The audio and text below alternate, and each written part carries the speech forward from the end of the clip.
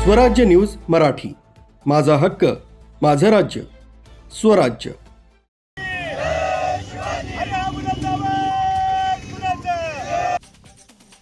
काँग्रेसचे प्रदेशाध्यक्ष हर्षवर्धन सपकाळ यांनी टिपू सुलतान आणि छत्रपती शिवाजी महाराज यांची तुलना करणारं वक्तव्य केलं होतं। त्यांच्या या वक्तव्याचा संपूर्ण राज्यभरातून निषेध व्यक्त होत असून हर्षवर्धन सपकाळ यांच्या प्रतिमेला जोडे मारत शिवसेना शिंदे गटाच्या वतीनं धुळे शहरात आंदोलन करण्यात आलं। शहरातील संतोषी माता चौक परिसरात हे आंदोलन करण्यात आलं। हर्षवर्धन सपकाळ यांच्या विरोधात शिवसेना शिंदे गटाच्या वतीनं करण्यात आलेल्या या आंदोलनात प्रथम इथं पदाधिकारी आणि कार्यकर्ते सहभागी झाले होते। छत्रपती शिवाजी महाराज आणि टिपू सुलतान यांची तुलना करणाऱ्या हर्षवर्धन सपकाळ याच्या विरोधात गुन्हे दाखल करण्यात यावा अशी मागणी यावेळी शिवसेनेच्या वतीनं करण्यात आली।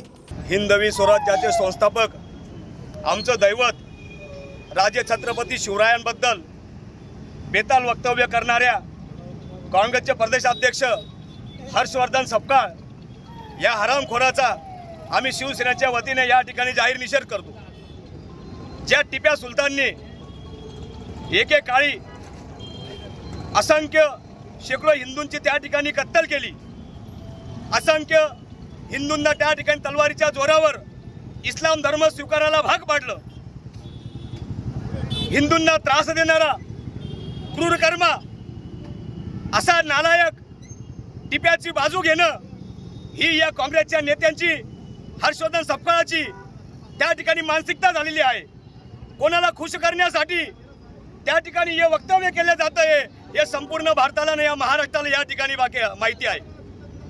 ज्या छत्रपती शिवरायांमुळे हिंदवी स्वराज्याची स्थापना झाली आणि आज या महाराष्ट्रामध्ये हिंदूंच्या महिलांच्या जे कपाळावरचं जे कुंकू आहे जे साबित राहिलं आहे, अशा पराक्रमी राजाच्या तुलनेमध्ये त्या टिप्याला बसवण्याचं काम जर कुठला हर्षवर्धन सपकाळ सारखा जर त्या ठिकाणी करत असेल तर ही शिवप्रेमी जनता शिवसैनिक त्या ठिकाणी कधीही स्वस्थ बसणार नाही।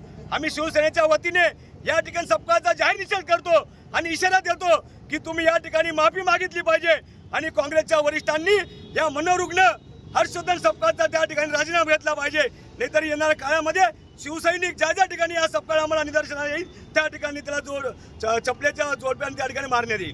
न्यूज ब्युरो, स्वराज्य न्यूज मराठी, धुळे।